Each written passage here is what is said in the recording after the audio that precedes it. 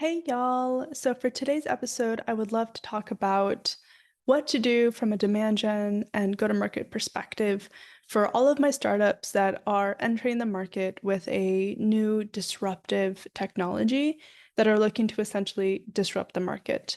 And I'm really hoping that this episode will be as good as the very first version that I did, because I literally just got done recording and then I went to replay it and my microphone was off.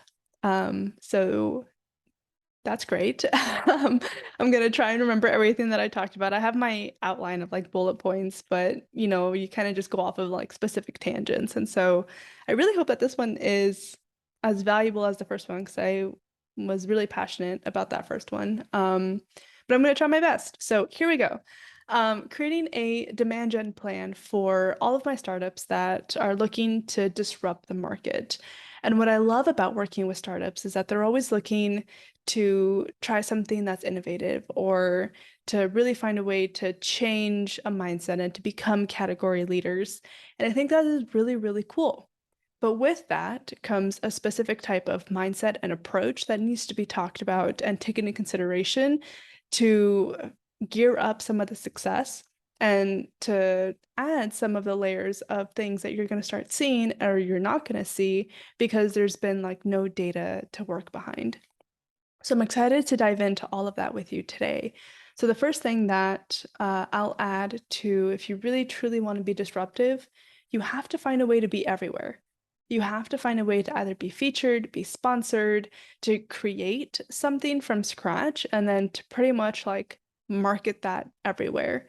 One of the things that I found really, really exciting was finding a way to think differently than just best practices. And when you work with startups, there's a lot of, B2B best practices and frameworks that help you to get started on the framework and the foundation of what you're trying to achieve. But if we're really talking about something that is truly disruptive, is doing something that is best practice or what everybody else is doing really going to help you gain that level of attention that you're getting from the market or that you want to get from the market? In my opinion, that's just going to make you blend in a little bit more. Like you're not going to be doing anything different. And so I do think that there's value in best practice frameworks if you're a B2B marketer looking to get started. But don't let that just be a one and done type of strategy that you never really take an additional lens to. And certain channels, a lot of people say they're dead or they're not going to work. I think a lot of things, they just need to be revolutionized. Email marketing is one of them. I did a podcast on that. Paid social is another one. There's been a lot of talk on the best way to use paid social and the wrong way to use paid social. And I think paid social can be a really valuable strategy when it's used correctly, right? And so this comes about understanding the way that the algorithm works, and then really creating content that is not dependent on the clicks. If we take LinkedIn, for example, LinkedIn really wants you to have your content in feed. And so for me, the real estate is all about what that ad looks like and what that ad says. It's not going to be necessarily the landing page that it takes them to. Sure, the landing page is important, the journey is important, don't get me wrong. But what we want to do is find a way to tell that story in feed. A lot of companies right now are kind of missing that opportunity. And so if we're really looking to be disruptive, yes, paid social, that is quote unquote the best practice or the best way to use it. Is that the best way for you to be disruptive in the market by just showcasing an ad that could use the best of the real estate and it is what it is? Or could you find a different way to go to market by creating something that's entirely new, that's nobody's ever done before, and using that to distribute it on your paid social strategies? So a great example that I have here is there was one company that I joined where I was director of demand gen, and they were selling a product-led growth product. And they did not back that up. Their whole process internally, as well as the CTA on their website, was get a demo. It wasn't a free trial. And so if you're familiar with that PLG motion, PLG is you lead by letting people test out your product first to where they can figure out what that looks like and then buy, versus a traditional get a demo process where somebody just buys based off of a demo and, the conversations that a salesperson has told them, as well as the research that they've done on their own. Product-led is they're actually in the product. They're actually testing it out. They're doing it themselves. And so if you're selling a product-led motion and you're not practicing what you preach, that can kind of be used against you. And the company that I was at recognized that. And what they did, which I thought was really, really cool, and no B2B company that I had been a part of had ever thought about doing something like this, much less actually doing it. But they documented and created their journey to PLG. And they were upfront about like, hey, we're not practicing what we preach. We're not walking the walk. We're kind of just talking the talk. And they wanted to change that. And so they said, here are the steps that we're doing to change it. And that was really fun. And personally, I was featured as well as one of that. It's like, hey, Janelle, as director of demand gen, what are some of the things that you need to transition from a PLG motion? What are some of the things that you need to think about or, that you have questions about? And we just documented that entire journey. It was really fun. So that's an example of like, if you're truly trying to be disruptive, if you're truly trying to do something different than just the status quo, you got to find a way to do that. And whether that, again, is being featured or being sponsored, you've got to start creating a different way to market than just what everybody else is doing, or else you're not going to be disruptive like you want to be. The next point to really trying to figure out disruptive marketing strategy is, I've talked about this in a couple of my other episodes where it's like, oh, you have to have speed to market. You have to have a bias to action. If you don't, then your competitors are going to come in and they're going to take your market share. And I still stand by that. Don't get me wrong.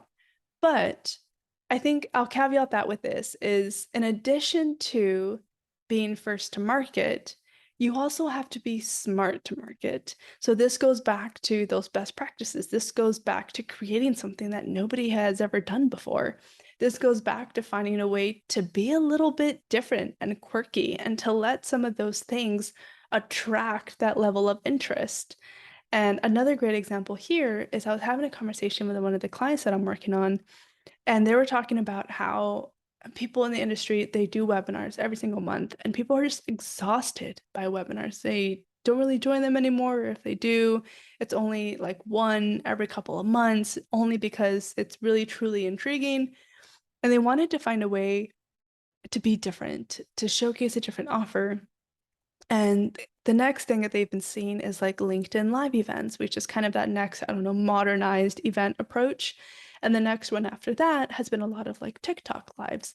And TikTok is still not necessarily a strategy that B2B has adopted truly. And part of that is it really depends on what your audience is and where your audience is, and that's not a strategy that would work for everybody. But it's gotten a lot of talk in the B2B world recently over the last couple of months. And so this company was really trying to find a way to create something different between all those three. And what they thought about was a white spacing session. And so or not a white spacing, a whiteboarding session. And what they were wanting to do is to invite clients in, or their specific accounts, and just have them have a whiteboarding session with them to where they would map out all of the strategies, everything they're trying to achieve, and specifically like showcase their knowledge or their thought process on how they would approach solving that problem. And I thought that was really, really cool because, again, not something that you would see in the B2B space. And so again, thinking about ways to be different, to be smart, and to showcase your expertise. And the next bullet that I have to that is the best way to do that is to find a subject matter expert or spokesperson that knows what they're talking about and kind of has that charisma for being on camera, and have them do the interviews. Again, whether that's being featured, being sponsored, doing that creation of the whiteboarding or, the reality show, and finding ways to partner them with the like your ideal customers or your target accounts. A great example here is if you did want to go down the route of creating a podcast. I always love a good podcast. You can use it from a networking perspective as well, as you can invite the key leaders on your target accounts to be on a podcast. And then you can share those podcast episodes specifically with your target account list, at least to start with. And then as you start getting some traction, you can drop that podcast to a larger market And that can be a really great way to just get some networking opportunities, to get some content, and to get some other people talking about you, which is what you need to be truly disruptive. Another thing, pivoting off of kind of shattering the best practices, I'll actually go back to one of the best practices that you definitely need to be doing as a disruptive startup is that you have to invest in remarketing. I personally love an omnipresent marketing approach to where no matter where that prospect goes, like your brand or something about you is somewhere there. And it kind of sounds creepy if you think about it, but I love that because it makes them not be able to forget you. And somewhere down the road, someone's going to ask, like, hey, have you heard about such and such? And they're going to be like, oh, yeah, I think I heard about them. And then they'll either go to your website or they'll be like, oh, yeah, I've heard about them. Or, oh, yeah, I know exactly who you're talking about. That's what you need. And that starts with checking some of the boxes from a foundational perspective. But then also, finding ways to make sure that you're doing that correctly. So one of the ways that I've seen success with that is from a remarketing strategy. So if everything that you're doing from like a content creation standpoint and a demand generation standpoint, you also have to support that journey. Somebody's not just going to see an ad and be like, oh, cool, I'm totally bought in. Where do I sign up? Like, it's going to take a little bit of nurturing, especially if you're trying to convince them to move off of something. Like, for example, spreadsheets. If somebody has been documenting their entire like forecasting series in spreadsheets, and now all of a sudden you offer a product that can automate all of that in like 0.2 seconds, that's gonna take a little bit of questioning behind like what's gonna happen with all the other spreadsheets. Like, am I gonna lose all that historical data? How user friendly is this? Am I gonna be able to pick it up? I have all of my formulas memorized inside of these spreadsheets, and I just like clone and repeat. Can I do that same thing within your product? So there's gonna be a lot of educating that's going to need to happen. And so being able to kind of support that journey as much as possible throughout those multiple touch points is going to be really, really important. Another call out that I'll add for do's and don'ts, I guess, for marketing for a disruptive startup is what I don't think that you should be doing is focusing on the lower funnel channels. For example, like G2 or Software Advice or Trust Radius. Um, a lot of B2B marketers think that they need to immediately come out of the gate with a full funnel strategy and map that all the way from how we're going to create demand all the way through to nurturing demand and then ultimately that conversion point. But if you don't have any demand that's there, you don't need to worry about what that bottom point is going to look like. And so if you don't have any customer reviews yet, if you don't really have a whole lot of pushback of comparison between you or a competitor, I would not put that as a comparison, I'm sorry, as a strategy for your marketing approach. I think that as you get a little bit more established in the market, you can start looking at ways to gather some of those and use that as a supporting strategy. But if you're just getting out of the gate, I don't think that that's one of the places that you need to focus your attention on. Another recommendation that I have, and this goes from more of like a go-to-market approach than just specifically demand gen, is that I don't think you should discount. I don't think you should discount your product. And the reason behind that is if you truly are disruptive, it means that you're offering a specific point of value to what has never been offered before. And you can't really put a price point on the value that you're going to be giving somebody by alleviating time or stress or errors or whatever that, value prop is that you're offering. If you're truly trying to be seen as somebody who's like, yo, like this is dope. I've never heard of this before. I want to sign up. I think you need to be able to back that up from like a price point perspective. Now, of course, do your research, make sure you have your product positioning, your pricing positioning, your messaging positioning, the whole nine yards when it comes to that. But don't just say, I'm so desperate for people to try this product that I'm going to give you a 50% discount. Because then you're going to start losing that. Well, if you truly are what you say you are, why are you giving me such a big discount? So I think in order to support that disruption, that you need to be able to stand behind the value of what your product actually offers and not be too desperate to have somebody try it that you just will discount anything just to get a logo behind your name.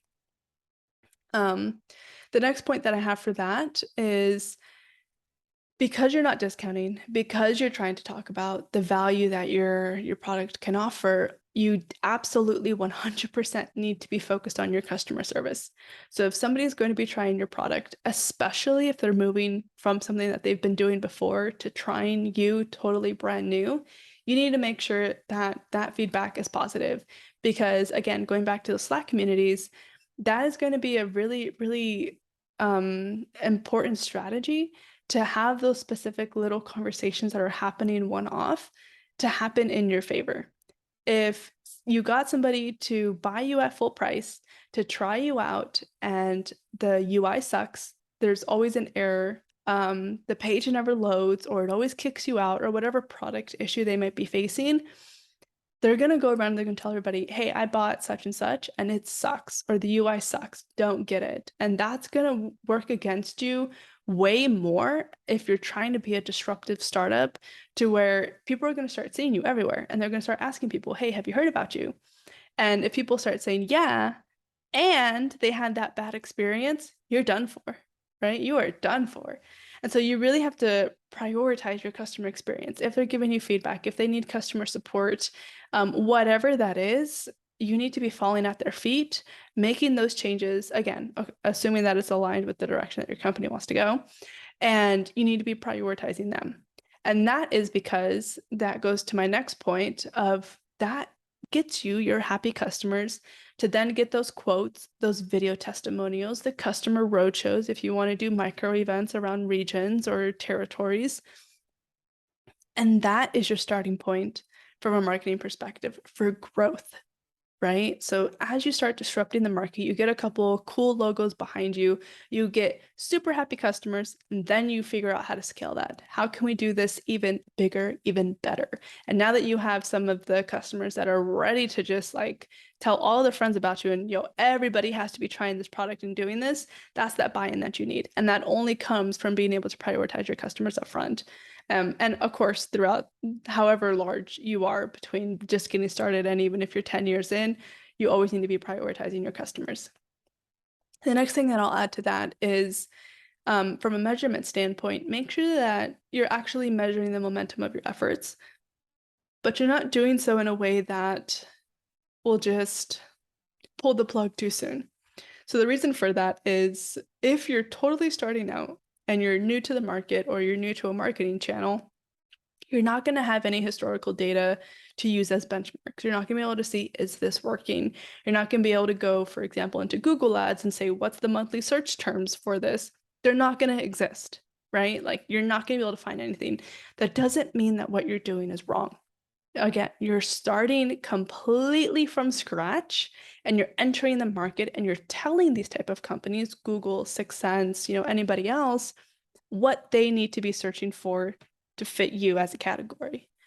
And so figure out what you want to be known for, what that makes sense in your messaging perspective from a keyword perspective, and what you want to be having as like a tagline, and then use that for any of your marketing content. That way, as people start picking up on those type of terms that you're coining, that's what the platforms are going to start using to categorize you as. So really make sure that you're doing that strategically, but you're also not pulling the plug too early, because it's going to be really hard to start seeing the momentum from these type of things.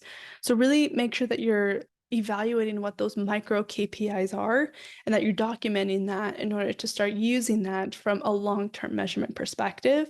Because a really great way that a really great thing that I've seen startups do is that they let what their long-term goal is to be sabotaged by the short-term obstacles. And so they're not able to actually get that traction in market because they're so quick to just pivot, and they turn and they pivot and they see something shiny and they go after it. And it's like you need to figure out what that go-to-market plan is, what that marketing plan is, and you need to stick through it. I think consistency over, I don't know, strategy. I don't want to say that because I think strategy is important, but consistency is definitely important, especially in a long game. And using that as you think about your disruptive startup and your disruptive technology and your marketing strategy is going to be really, really beneficial to seeing that momentum in the longer months and the longer years as you've been sticking to something and you're starting to see that momentum come through from all of your efforts. So hope that helps.